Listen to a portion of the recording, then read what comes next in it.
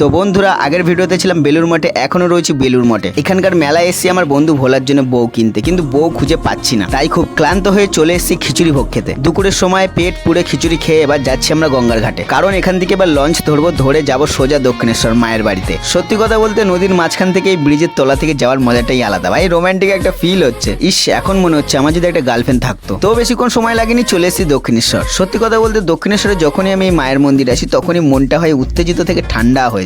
সেটা আমার একার হয় না, সবারই হয়। বিকেল হয়ে গেছে আর এখন আমরা স্নান করব, কারণ মন্দিরে ঢুকবো মায়ের পুজো দিতে। তাই সময় নষ্ট না করে জয় মা গঙ্গা বলে কটা ডুব মেরে নেই। একটা জিনিস কিন্তু মানতে হবে, এই গরমের মধ্যে কিন্তু নদীর জলটা ঠান্ডা রয়েছে। এইদিকে আমার ডুব মারা কমপ্লিট, আর ওইদিকে সন্দেহ হয়েছে। তো এবার ভাই আর আমি যাব মায়ের পুজোর ডালা কিনতে। ভিতরে এক দোকানদার দাদা ছিল, খুবই ভালো ব্যবহার, আর তার কাছ থেকে পুজোর ডালাটা নিয়ে চলে যাচ্ছে আমরা ভিতরে মোবাইল অ্যালাউ নেই, তাই জন্য তোমাদের ভিতরটা দেখাতে পারবো না। তাই আমাকে ক্ষমা করো, আর অবশ্যই তোমরা ভিডিওটাকে লাইক করে চ্যানেলটিকে সাবস্ক্রাইব করে দাও।